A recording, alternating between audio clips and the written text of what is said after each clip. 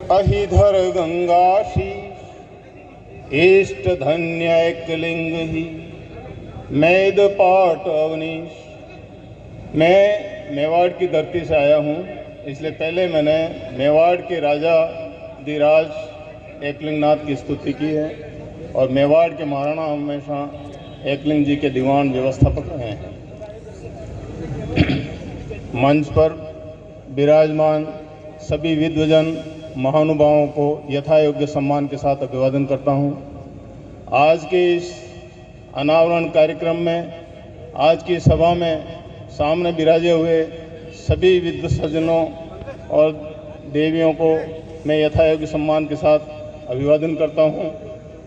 और आज ये जानकर खुशी हुई कि महाराणा प्रताप सरदार वल्लभ भाई पटेल, जो हमारे लौह पुरुष के नाम से जाने जाते हैं, और विख्यात स्वर्गीय पत्रकार राजेंद्र जी माथुर, इन तीनों की मूर्ति का अनावरण आज हुआ और मुझे इसमें राजा साहब दत्ती गांव ने आमंत्रित किया, इसके लिए मैं इनका बहुत आभारी हूँ। और हर्ष का विषय यह भी है कि आज राजा साहब राजवर्धन सिंह जी दत्ती गांव का जन्म दिवस की वर्षगांठ भी है, तो मैं आपके उत्तम स्वास्थ्य की और दीर्घायु की मंगल कामना करता हूँ। अब बात आती है कि मैं इतना अच्छा वक्ता तो नहीं हूँ, मेवाड़ के इतिहास में पूरी दखल रखता हूँ, परंतु मेरे पूर्व में जो पत्रकार बंधु पदार्थ है तो उनका मुकाबला तो हम नहीं कर सकते हैं, क्योंकि तलवार से कलम की धार तेज होती है, वो तो मैं नहीं कर पाऊँगा। परंतु मैं क्या है कि 10 या 15 मिनट में अपनी बात को संक्षिप्त में महाराणा प्रताप से जीवन से जुड़ी हुई बातों को आपके सामने रखने का प्रयास करूंगा, और उसमें कोई गलती हो तो मुझे क्षमा करें।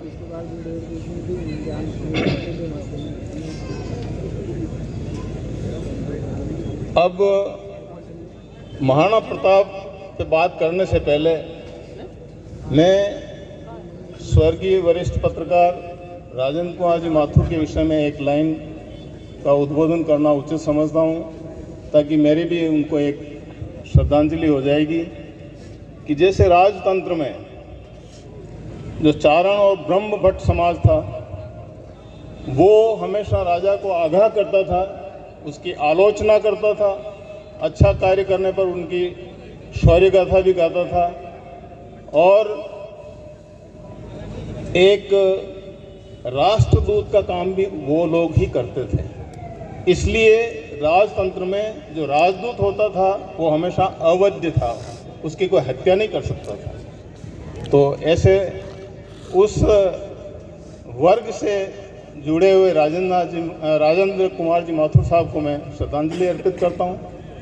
उसके बाद में मैं लौह पुरुष सरदार वल्लभ भाई पटेल साहब के विषय में भी बात करना बहुत ज़रूरी समझता हूँ, क्योंकि राजतंत्र से जब हम लोकतंत्र की तरफ आगे बढ़ रहे थे, उस समय इस पूरे भारतवर्ष में 565 छोटी बड़ी रियासतें थी। परंतु अगर आप थोड़ी देर के लिए विचार करो, अगर उन रियासतों को अगर एकीकरण होकर शामिल नहीं करते तो आज भारत में के कितने टुकड़े होते और कितने वीज़ा और पासपोर्ट कितने देशों के बनाने पड़ते हैं। यह कार्य बखूबी गंभीरता से, दृढ़ता से सरदार साहब ने किया, और महाराणा भूपाल सिंह जी ने सरदार साहब को विश्वास दिलवाया कि चाहे कुछ भी हो जाए, कितनी भी स्टेट को पाकिस्तान में मिलने को तैयार हो, परंतु मेवाड़ खड़ा है।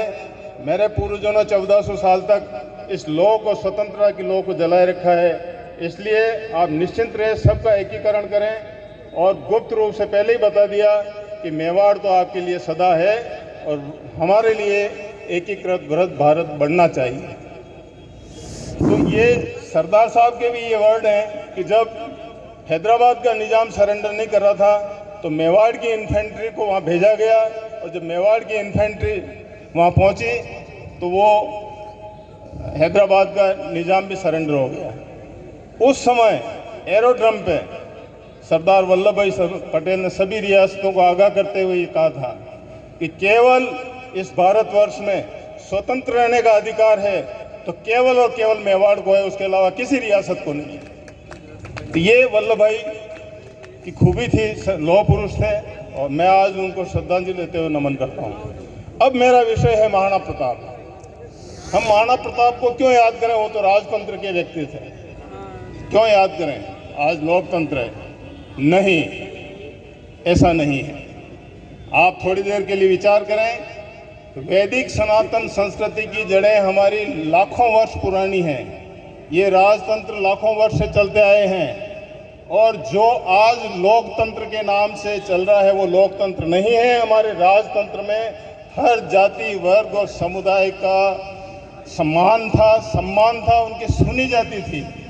और ये पश्चिम का आयातित तंत्र है, इसलिए आज थोड़े बहुत भी हम डेमोक्रेसी की बात तो करते हैं, पर उसमें चाहते हुए भी हम जो चाहते हैं वो काम नहीं कर सकते हैं। इसकी ये खराबी है इस तंत्र की, इसको ठीक करने की जिम्मेदारी भी हमारे जनप्रतिनिधियों की है। इसलिए हमें महाराणा प्रताप को याद करना चाहिए।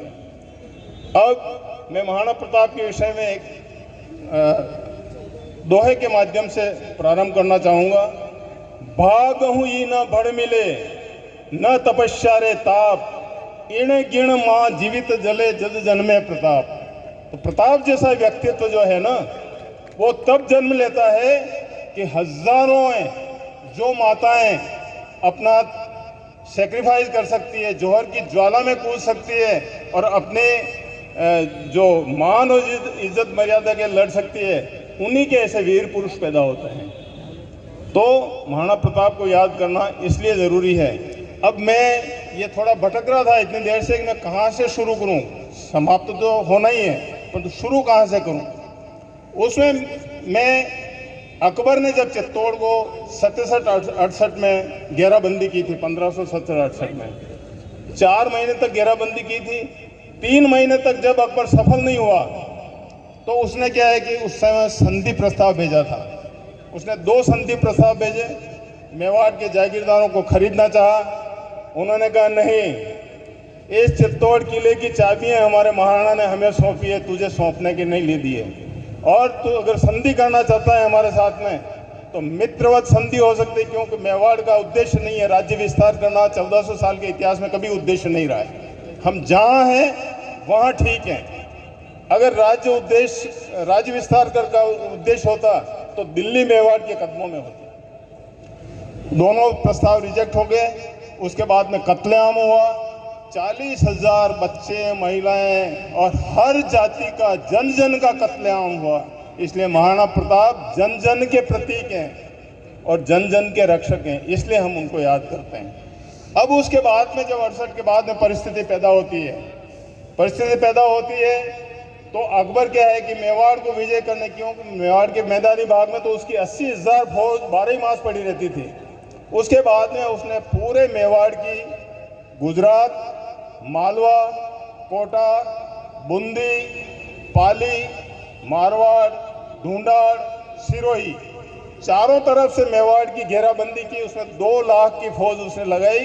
महाराणा प्रताप केवल अपने विश्वस्त, अपनी जनता के बल पे 300 स्क्वायर किलोमीटर में घेरे रहे और 27 वर्ष तक युद्ध लड़े। वो किस बिहाफ पे लड़े और जन जन उनके लिए मरने को क्यों तैयार हुआ है? क्यों? कि वो जनता का व्यक्ति था, जनता के लिए जीता था।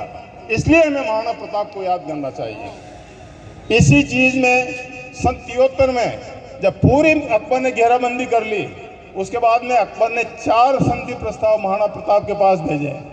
महाराणा प्रताप ने जो भी दूत आया उसका सम्मान किया, कभी भी किसी का अपमान नहीं किया। इस विकट परिस्थिति में भी हमारी जो सनातन संस्कृति, सम्मान की संस्कृति है, उन्होंने उनके साथ में वैसा ही व्यवहार किया। परंतु समझौते चारों ही संधि प्रस्ताव में नहीं हुए। उसमें भी शर्त वही थी कि मेवाड़ के साथ ससमान मित्रवत संधि चाहते हो और अतिक्रमण नहीं करना चाहते हो एक दूसरे की सीमा में, तो संधि होगी, वरना नहीं होगी। तब अकबर को पता लगा कि अब ये महाराणा झुकने वाला नहीं है, अब मुझे हल्दी घाटी में इसको देखना पड़ेगा। तो हल्दी घाटी का युद्ध इसलिए आवश्यक हुआ। अब हल्दी घाटी के विषय में जब बात करते हैं, हल्दी घाटी के विषय में जब बात करते हैं, हल्दी घाटी का युद्ध 3 चरणों में लड़ा गया था।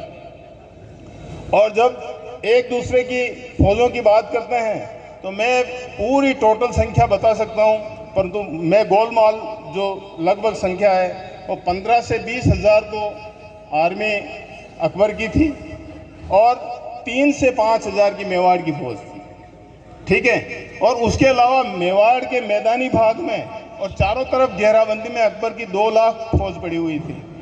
उस परिस्थिति में महाराणा प्रताप ने युद्ध लड़ा, तो क्या हर व्यक्ति महाराणा प्रताप के साथ नहीं था? क्या अकबर को एक भी ऐसा आदमी गुप्तचर मिला या दोगला आदमी मिला जिसने अकबर से समझौता किया हो? महाराणा प्रताप को ऐसा नसीब नहीं हुआ। क्यों?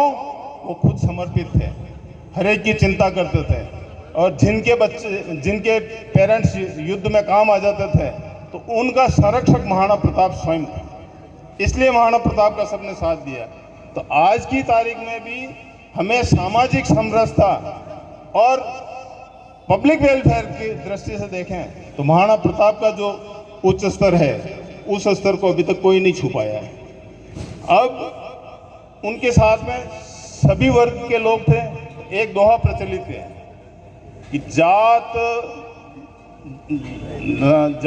धर्म और वर्ग तज, मतलब वर्ग मीन्स वर्ग, जात धर्म और वर्ग तज, वृद्ध शिशु नर नारी है, जद जद भारत जूझ सी पातल जय थारी।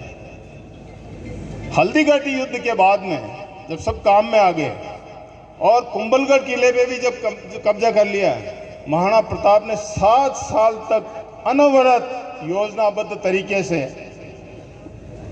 दिवेर पे हमला किया। उस टाइम उसकी 80,000 फौज वहाँ पड़ी हुई थी। उस फौज पे हमला करके उसकी रसद सामग्री काटी, उसकी सैन्य सामग्री काटी और कुंभलगढ़ को हस्तगत किया, और अपने जीवन काल में चित्तौड़ और मांडवगढ़ के अलावा पूरा का पूरा जो क्षेत्र है मेवाड़ का वो मुगलों से मुक्त करा दिया। अब महाराणा प्रताप की जो क्षात्र धर्म की बात करते हैं या क्षत्रिय चरित्र की बात करते हैं, उसकी बात करता हूँ कि 1585 ईस्वी में खाने खाना अपने परिवार के साथ जब पालनपुर में था, पालनपुर से वो आबू की तरफ जब शिकार खेलने आया तो उसका पूरा परिवार उसके साथ था। जब कंवर अमर सिंह जी को ये पता लगा कि खाने खाना का परिवार यह है, उसको सबको कैद करके महाराणा प्रताप के सामने लाया। महाराणा प्रताप ने ये कहा कि ये क्षत्रिय का धर्म नहीं है, इनका सम्मान करो, इनको ससम्मान वापस छोड़ के आओ खाने खाना के पास। तब उसने कहा कि मुगल तो खप जाएंगे पर है एकलिंग दीवान, तेरा राज्य कायम रहेगा। ये खाना खाना के शब्द हैं। तो इसलिए महाराणा प्रताप का चरित्र जो है बहुत ऊंचा है। और एक बात और है कि हल्दीघाटी का जो युद्ध है उसमें एक दिन पहले 17 तारीख को, 18 जून को हुआ था। 17 तारीख शाम को मान सिंह, आमेर का कुंवर 1000 सैनिकों के साथ में वो रेकी के लिए जाता है कि कल युद्ध कहाँ लड़ा जाएगा और इनकी तैयारी क्या है। उस समय महाराणा प्रताप, जालामान और हकीम का सूर, ये तीनों जने भी एक रेकी करने के लिए गए कि हमें सुबह कहाँ कैसे युद्ध लड़ना है और इनकी क्या तैयारी है। तो मान सिंह के साथ 1000 सैनिक थे, उन्होंने इनको नहीं देखा, पर उन्होंने जब देख लिया तो हकीम का सूरी ने महाराणा प्रताप को प्रस्ताव भेजा कि कल कौन युद्ध लड़ेगा, आज ही मान सिंह को खत्म कर दो, युद्ध समाप्त हो जाएगा। पर झालामान ने टोका हकीम खां सूर को कि नहीं हकीम खां जी, ऐसी बात नहीं, हम क्षत्रिय हैं, हम धोखे से नहीं मारेंगे, पीछे से वार नहीं करेंगे, परंतु कल रण क्षेत्र में इनको भगाएंगे और बताएंगे कि किससे लड़ने आए हो। और पहला ही हल्दीघाटी के प्रथम चरण का वार इतना लंबा था, ऐसा था आधे घंटे का, जिसमें मुगल सेना 15-20 हज़ार होते हुए भी 8-10 हज़ार सेना 10 किलोमीटर 15 किलोमीटर दूर भाग गई बनास के पास। अब कहते हैं कि महाराणा प्रताप हार गए और हम जीत गए। कौन हारा कौन जीता इसका निर्णय आपको करना है, परंतु क्या है कि ये सब चरित्र की विशेषता है। व्यक्ति, विचार और व्यवस्था के मामले में मैं एक थोड़ा सा जो बापा रावल के टाइम से जो एक पैराग्राफ है, बापा रावल के टाइम से जो व्यवस्था बनी थी मेवाड़ की, जो 1400 साल तक चली, उसके विषय में मेरे को बताना जरूरी है कि प्रताप कैसे बने। महाराणा प्रताप मर्यादा पुरुषोत्तम राम के ज्येष्ठ पुत्र लव के वंशज रहे हैं। आपके पूर्वगामी बापा रावल ने हरित राशि की शिक्षा दीक्षा व आशीर्वाद से 723-24 ईस्वी में मेदपाट राज की नींव रखी, जो कालांतर में मेवाड़ राज्य के नाम से विख्यात हुआ।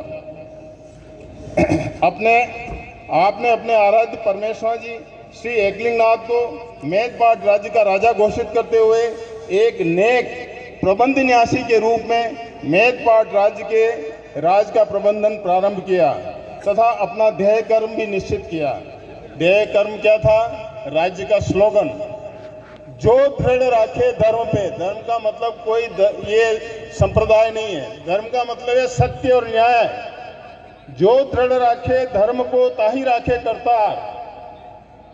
और एक न्यासी के रूप में जो उन्होंने 4 जो बिंदु तय किए थे, मानव धर्म का पालन करना, मानवीय नैतिक मूल्यों का पालन करते हुए नैतिक दायित्व निभाना, राज्य व प्रजा की रक्षा करते हुए लोक कल्याण के कार्य को करते रहना और मानव की आध्यात्मिक चेतना को जागृत रखने हेतु अविनाशी तत्वों का बोध कराने के लिए निर्माण कार्य कराते रहना, ताकि हमारी पूजा पाठ पद्धति ईश्वर के प्रति हम समर्पित रहें।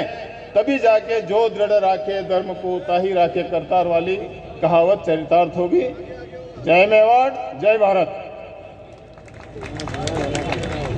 बहुत बहुत